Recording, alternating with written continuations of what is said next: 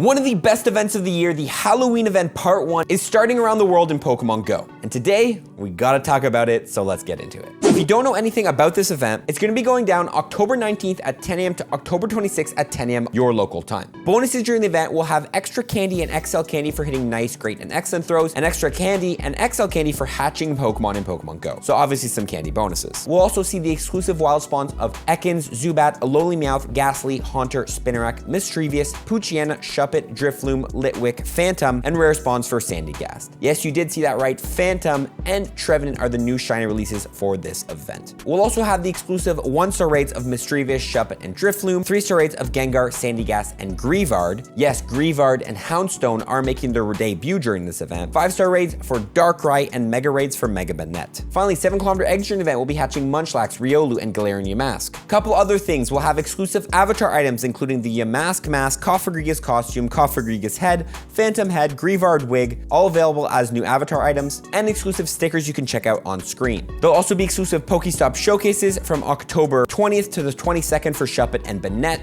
and for Greavard from 23rd to October 25th. Finally, we'll have Lavender Town music available during the event, and also the map will be decorated with Halloween themed things, so you can check out a cool exclusive map. Now, we also have some exclusive research going down during the event, and there's a lot of it. Starting with the field research task, we'll have the task make 5 great throws for a Mischievous encounter, evolve a ghost type Pokemon for a Phantom encounter, spin 5 Pokestops or gyms for a Phantom encounter, transfer 5 ghost type Pokemon for 10 Mischievous candy, take 3 snapshots of ghost type Pokemon for 10 Pokeballs. On top of that, we also have a lot of free timed research available. Starting with the first one here, Halloween timed research number 1 for Greavard. As you can see, it's a very easy timed research, and it does get you 3 Greavard checks. So if you do want to get that thing for free, that's the way to go. The second free timed research is going to be this one here, the Spiritomb one. This one will have you do a bunch of tasks generally featured around the number 108, like make 108 curveball throws, etc., getting you finally at the end and encounter a Spiritomb. So yes, only one encounter with Spiritomb. So if you do get the shiny, it's very lucky. It's a very rare shiny, definitely keep it. But hopefully in the future years, we get more potential ways to get Spiritomb because it is a cool shiny that a lot of people want. Now, those are all the free timed research, but there's going to be 2 paid timed research. Number 1, the Ticket of Treats Part 3. If you bought that $5 USD ticket that you get a bunch of researches throughout the month of October. The new one out is going to be this one, Part 3. As you can see, very easy. Catch ghost types, use berries, etc. Getting you a bunch of Phantom checks. So if you do want to try to get shiny Phantom, this can be a great way to get some extra checks in. Finally, that leads us to the spooky timed research task. Unfortunately, no info on that at the moment, but it is going to be a $5 ticket, the Spooky's Pose timed research, getting that spooky pose on screen. I'm going to link below Leak Duck. They usually update it pretty quick. So if you are curious about the task and whether that one's going to be worth it, definitely check the pinned comments below. Okay, with the event details away, let's finally get into the tips here, starting with the best wild spawn during the event, and they're always great wild spawns during these types of events. Starting with Zubat, which evolves into Golbat pretty good in the Great League.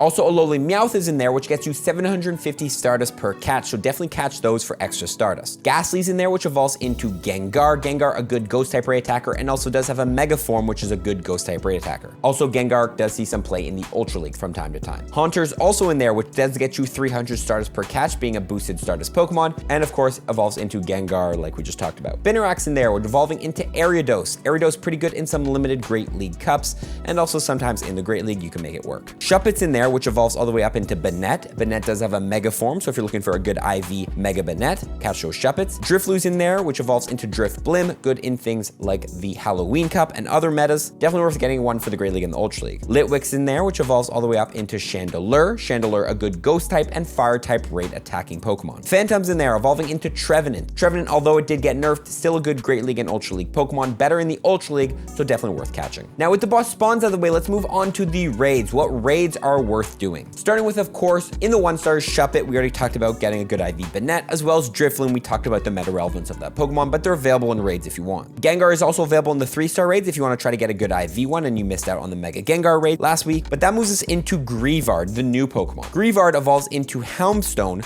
for 50 candies. And I'm sure a lot of people are wondering, is Houndstone actually any good in Pokemon Go? Now, Houndstone is a pure ghost type Pokemon with an attack of 186, defense of 195, and stamina of 176 with a max CP at level 50 of 2,842. As far as a ghost type Ray attacker, unfortunately, Houndstone doesn't have the stats to get up there, although it does have a decent moveset. You're looking at something like the number 20-25 ghost type Ray attacker in the game, so not worth it there. As far as PvP goes though, this thing doesn't seem terrible. As you can see here in the Great League, it does have good matchups against things like Medicham Machamp, which are very popular. Gligar it can beat, Mantine, Cresselia, Vigoroth, and especially defends Deoxys as a dominating matchup against. With the moveset of Lick, Psychic Fangs, and Shadow Ball, it's actually pretty decent. In the Ultra League as well, especially with the Swords of Justice, things like Cobalion being more popular, it will do well as well, being a couple Pokemon. However, though, I don't think this thing is going to be game breaking. It doesn't have the bulkiest stats. It just kind of has a good moveset and hopes that can take it the distance. Definitely worth grabbing yourself one. I could definitely see this thing also doing pretty well in things like Halloween Cup and Limited Cup metas. So you're not looking at Meta Breaker, but still, we've talked about a lot of new Pokemon that are a lot worse than this thing. That moves us into the 5-star raids, which are going to have Darkrai. Darkrai is a good Ghost type and Dark type raid attacker, so definitely a good Pokemon to get on your team, especially if we get Dark Void in the future. And finally, in the Mega Raids, Mega Banette, the number 2 Ghost type raid attacker in the game behind Mega Gengar. Definitely still worth grabbing yourself some Mega Energy if you don't have this Mega yet. Now, let's talk about the eggs. For some reason, we have Munchlax, Riolu, and Galarian Yamask in the eggs. Don't really know why we have Munchlax and Riolu. They don't really make a lot of sense. Are they going to be worth hatching during this event? To be honest,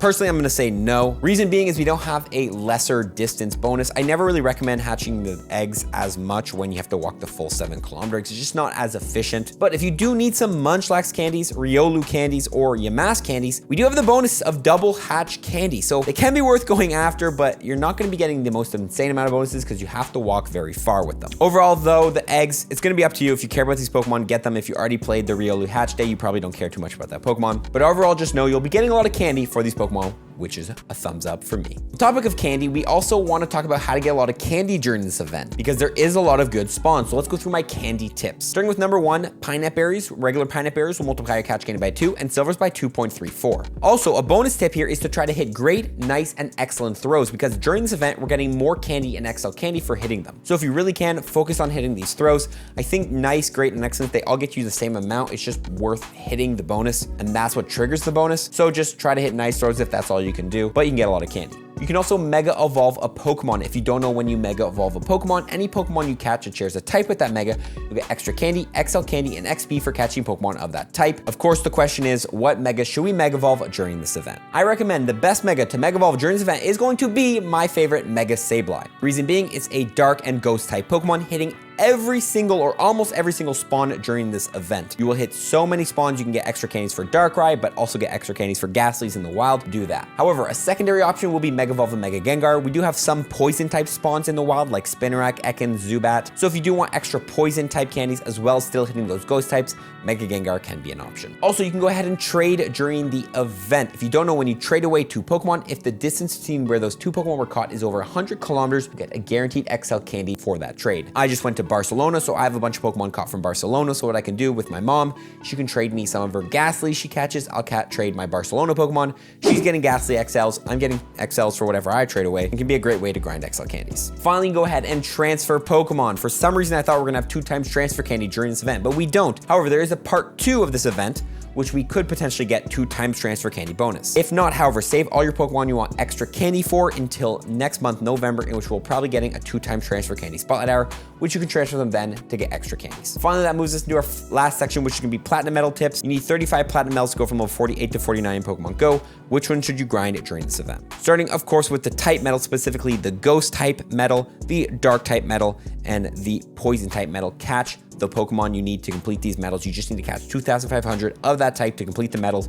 You should have these done by now, hopefully. We also have the Scientist medal, Evolve 2,000 Pokemon, and specifically in the wild, we have Haunter and Phantom. Now, both these Pokemon, Haunter and Phantom, are actually Pokemon that if you go ahead and receive from a trade, it's completely free to evolve them. So yes, if your friend trades you a Haunter, going up into Gengar, it's gonna be 0 candies. So what you can do is you and your friend catch a bunch of Phantoms and Haunters, trade them, and you can just do a bunch of evolutions for completely free. It's also a great way to grind XP. We also have the Rising Star medal, defeat 150 species of Pokemon in raids. Take a look at the raid roster during the event. If there's any Pokemon you haven't raided, for example, Greavard, the new Pokemon I know you haven't raided, do it once to get a point towards this medal. Also, if you do plan on hatching any of those eggs, you can go ahead and work on the Pilot medal, earn 10 million kilometers across the distance of all Pokemon trades. Since those 7-kilometer eggs are gifted eggs given to you from your friends, if your friend sent you an egg from, I don't know, Paris, and you hatch that into a Riolu, that Riolu is technically from Paris. So you can go ahead and trade that with locally caught Pokemon, getting you a lot of kilometers towards your Pilot medal. And finally, the Showcase Star medal, win 100 Pokestop showcases, is one to work on during this event. We do have those Pokestop showcases for Shuppet and Banette, as well as Greavard during the event, so definitely go ahead and